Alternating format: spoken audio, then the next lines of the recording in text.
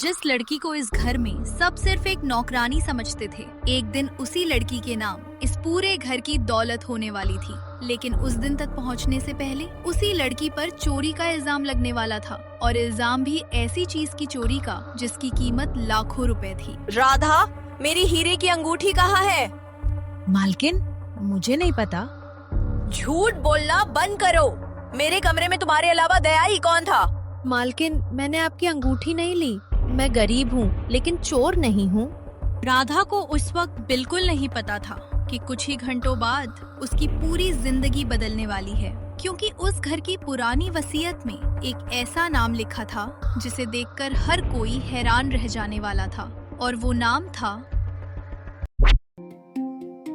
राधा। शहर के एक छोटे से मोहल्ले में अपनी माँ के साथ रहती थी। उनका घर इतना छोटा था कि उसमें मुश्किल से 2 कमरे थे। छत भी कई जगह से टूटी हुई थी। बारिश होती तो राधा को रात भर बाल्टियां रखनी पड़ती थी, लेकिन राधा को अपने घर से कोई शिकायत नहीं थी। उसे बस अपनी माँ की चिंता रहती थी। राधा की माँ काफी समय से बीमार थी। घर में कमाने वाली सिर्फ राधा थी। सुबह से शाम तक काम करना उसकी मजबूरी थी, लेकिन राधा कभी अपनी परेशानी किसी के सामने नहीं बताती थी। एक सुबह राधा अपनी माँ के लिए चाय बना रही थी। माँ, उठो, चाय बना दी है, दवा भी यही रख दी है। बेटी, तू इतनी सुबह उठ गई, आज थोड़ा और सो जाती। नहीं माँ, आज मालकिन के घर बहुत काम है। उनके घर पार्टी है। मुझे देर हो गई तो फिर डांट पड़ेगी।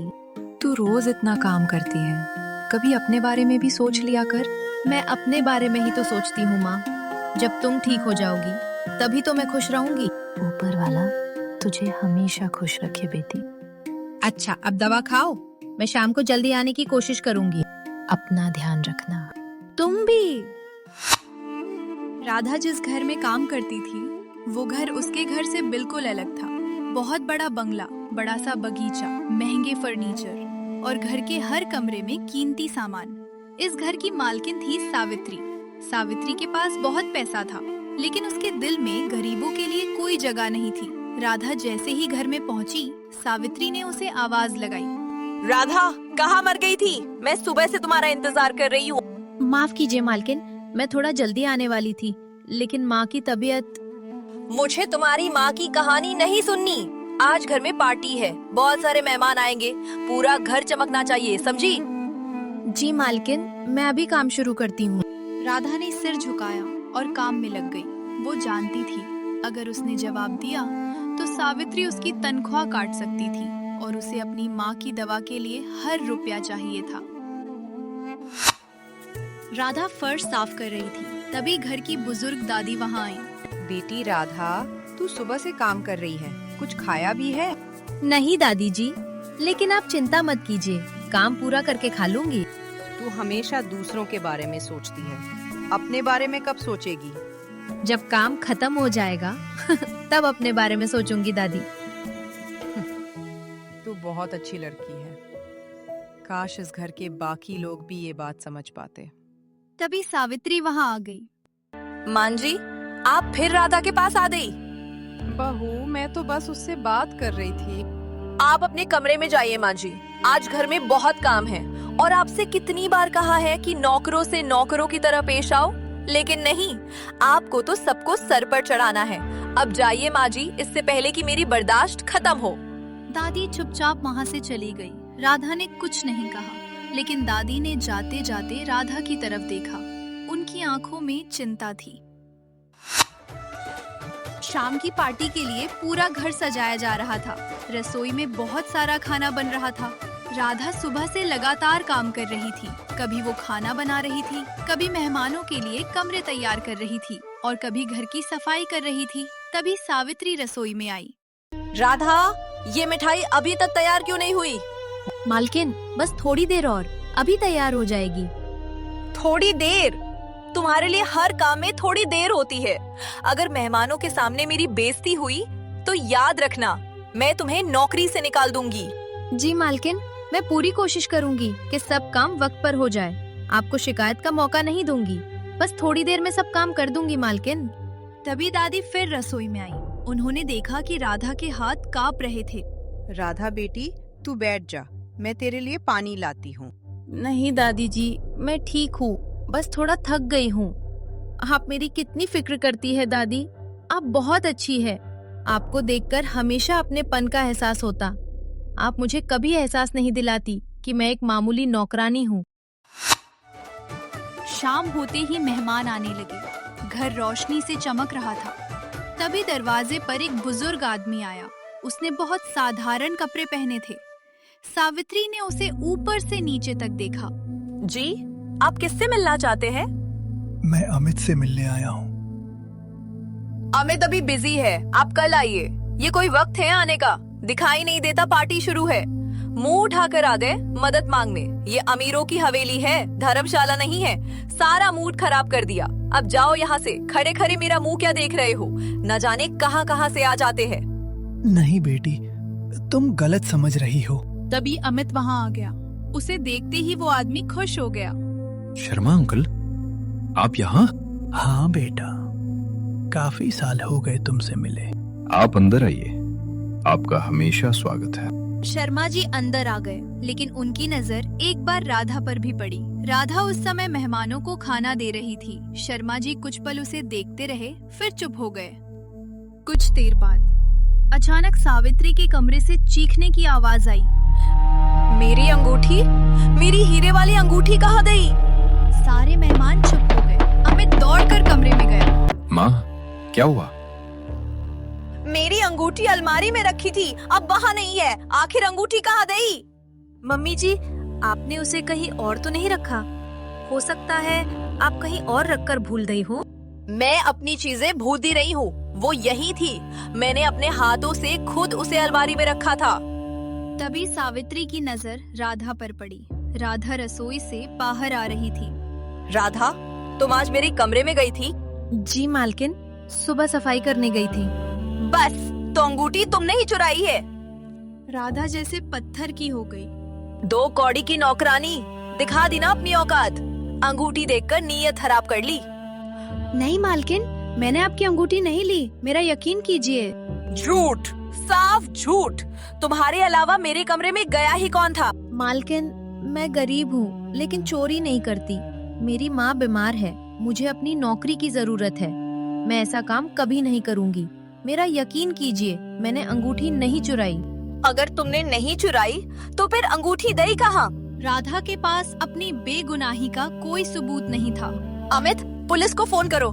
मालकिन, ऐसा मत कीजिए, मैंने सच में कुछ नहीं किया। खामोश हो जाओ लड़की, अब फैसला पुलिस करेगी। मेरी माँ घर पर अकेली है। अगर मुझे पुलिस ले गई तो उसका क्या होगा? इतना तमाशा देखकर दादी राधा की मदद के लिए आगे बढ़ी। सावित्री, बिना सबूत के इस लड़की पर इल्जाम मत लगाओ। माँ जी, आप आज बीच में ना ही बोले तो बेहतर होगा। मेरी तो समझ में नहीं आता कि आप हर बार इसका ही साथ क्यों देती हैं। क्यों माँ जी, आखिर क्यों? क्योंकि मुझे इस पर भरोसा है। राधा इतनी गिरी हुई हरकत कर ही नहीं सकती। दादी जी, आपको मेरे लिए परेशानी उठाने की जरूरत नहीं है। डर मत बेटी, सच के साथ खड़े होने में कभी डरना नहीं चाहिए। सावित्री जी, क्या मैं एक सवाल पूछ सकता हूँ? अब आपको क्या पूछना है? आपने अंगूठी आखिरी बार कब पहनी थी? कल रात को ही पहनी थी, फिर मैंने उसे अलमारी में रख दिया था। और आज सुबह? क्या आज सुबह आपने फिर से अंगूठी पहनी थी? नहीं, मैंने सुबह अंगूठी नहीं पहनी थी। सुबह मैं बैंक गई थी जरूरी काम से, और आज घर में भी पार्टी थी, बहुत काम था, तो अंगूठी की तरफ ध्यान गया ही नहीं। बैंक जाने से पहले आपने क्या किया था? सावित्री सोचने लगी। मैंने कुछ कागज लिए थे, फिर लॉकर में कुछ सामान रखा था। शर्मा जी ने धीरे से पूछा। क्या उस सामान में आपकी हीरे की अंगूठी भी थी? सावित्री अचानक चुप हो गई। उसके चेहरे का रंग बदल गया। 1 मिनट, मुझे याद आया, मैंने अंगूठी लॉकर में रखी थी। पूरा कमरा शांत हो गया। राधा की आंखों से आंसू निकल आए। सावित्री एक घमंडी औरत थी। माफी मांगना उसकी शान के खिलाफ था, पर गलती भी उसकी थी और ऊपर से सबकी नजर भी उस पर ही टिकी थी, तो मजबूरन उसे माफी मांगना पड़ा। राधा, मुझे माफ कर दो। मालकिन, आपने सबके सामने मुझे चोर कहा। मुझसे बहुत बड़ी गलती हो गई। मैं गरीब हूँ मालकिन, लेकिन मेरी इज्जत भी है। मैं समझती हूँ राधा, अब जो कुछ हुआ उसे भूल जाओ। आखिर गलती तो इंसानों से ही होती है। राधा ने कुछ नहीं कहा। दादी ने सावित्री की तरफ देखा। आज तुम्हें एक बात समझनी चाहिए। गरीब इंसान के पास पैसा कम हो सकता है, लेकिन उसकी इज्जत कम नहीं होती। लेकिन शर्मा जी अभी वहाँ से जाने वाले नहीं थे। उन्होंने अपना बैग खोला, उसमें से एक पुराना लिफाफा निकाला। ये क्या है शर्मा अंकल? ये तुम्हारे पिता की वसीयत है बेटा, जो उन्होंने मेरे पास अमानत रखी थी। काश कि आज वो जिंदा होते। बहुत अच्छे इंसान थे। वसीयत के बारे में सुनते ही सावित्री के चेहरे पर घबराहट आ गई। वसीयत? लेकिन इसकी जरूरत अब क्या है? क्योंकि आपके पति ने मरने से पहले मुझसे कहा था कि सही समय आने पर इसे सबके सामने खोलना, और अब सही वक्त आ गया है।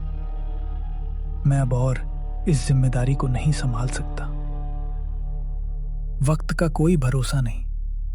जिंदगी आज है, कल नहीं। इसीलिए अब मैं इस जिम्मेदारी से आजाद हो जाना चाहता हूं। लेकिन पिताजी ने ऐसा क्यों किया? मेरा मतलब है, ऐसा क्या था जो पिताजी ने घर के हर इंसान को छोड़कर वसीयत आपके पास रखी? उन्होंने मेरे पास ये वसीयत इसीलिए रखी क्योंकि उन्हें पता था कि इस घर में एक दिन बहुत बड़ा बदलाव आने वाला है। इस वसीयत के अनुसार इस घर की देखभाल और इसकी सारी दौलत उस इंसान को मिलेगी जो बिना लालच के इस परिवार का साथ देगा। सावित्री घबरा गई। लेकिन वो इंसान कौन है? शर्मा जी ने राधा की तरफ देखा। वो इंसान कोई और नहीं बल्कि राधा है। राधा की हैरत की कोई इंतहा नहीं रही।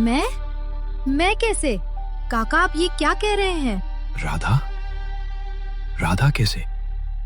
नहीं, ये नहीं हो सकता। एक नौकरानी को ये घर कैसे मिल सकता है? क्योंकि आपके पति ने यही फैसला किया था। लेकिन उन्होंने ऐसा क्यों किया? भांग पीकर वसीयत लिखी थी क्या?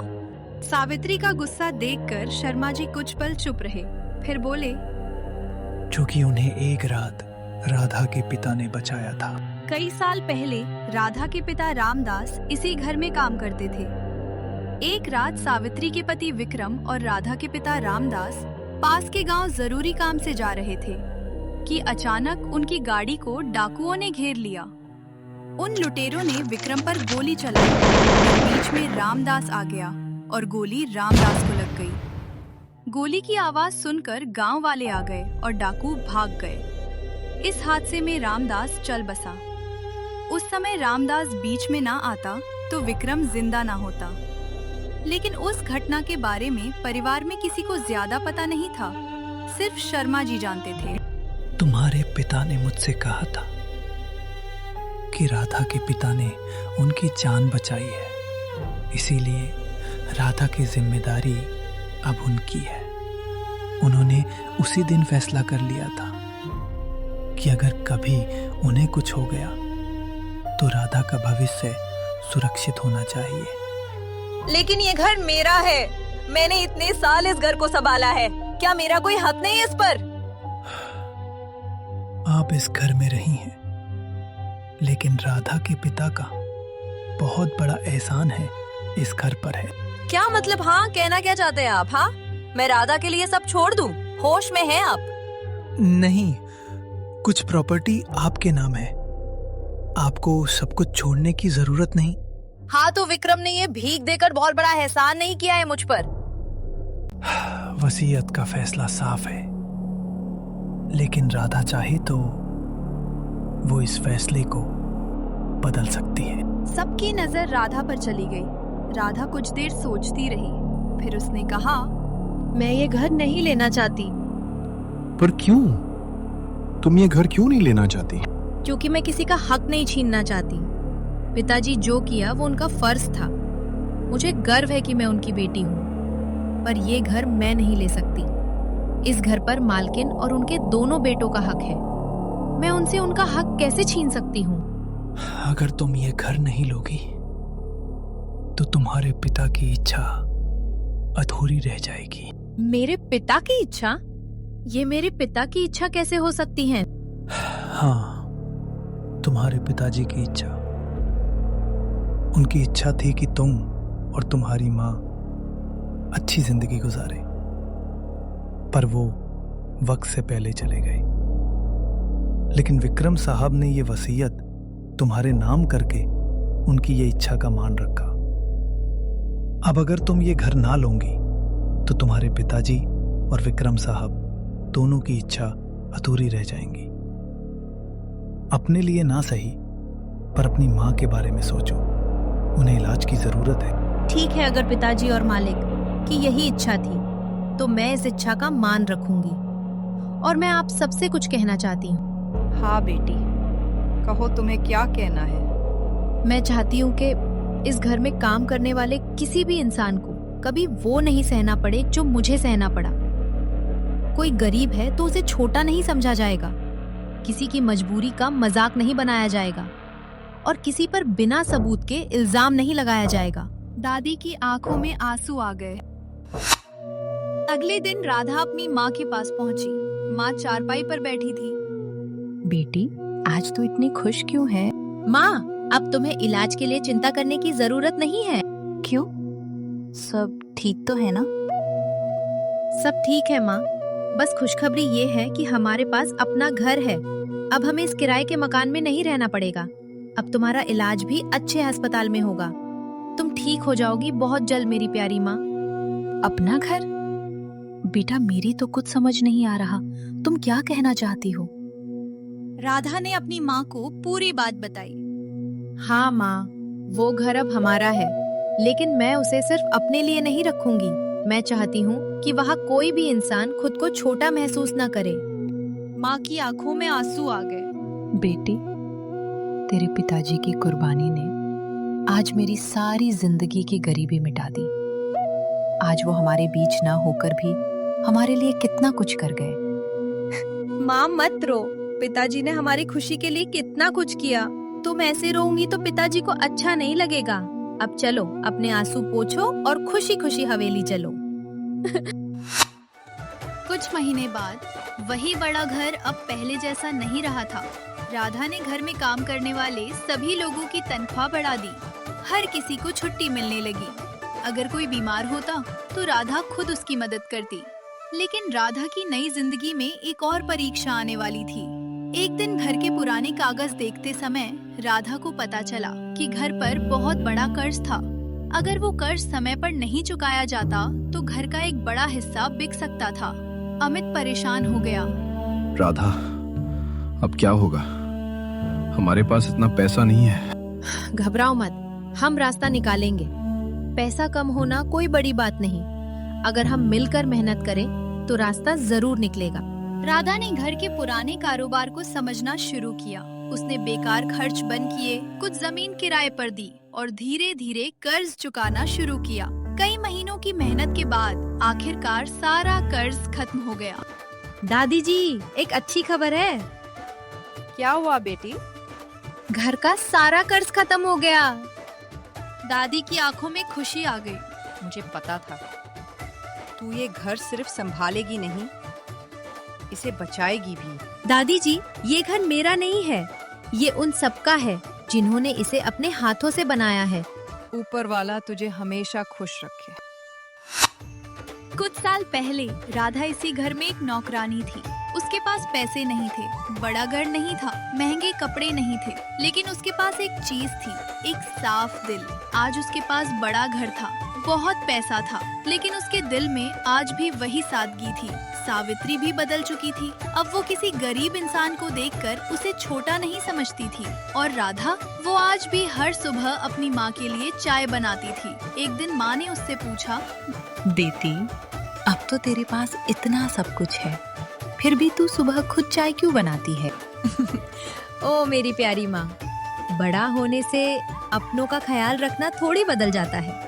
तू सच में बहुत बड़ी इंसान बन गई है बेटी। माँ, मैं बड़ी नहीं हुई, बस आपकी सीख नहीं भूली। राधा ने उस घर की दौलत जरूर पाई थी, लेकिन उसने उससे भी बड़ी चीज कमाई थी, सबका भरोसा, सबका प्यार और लोगों की इज्जत। क्योंकि असली अमीरी सिर्फ पैसों से नहीं होती, असली अमीरी तब होती है जब आपके पास दूसरों को देने के लिए एक अच्छा दिल हो।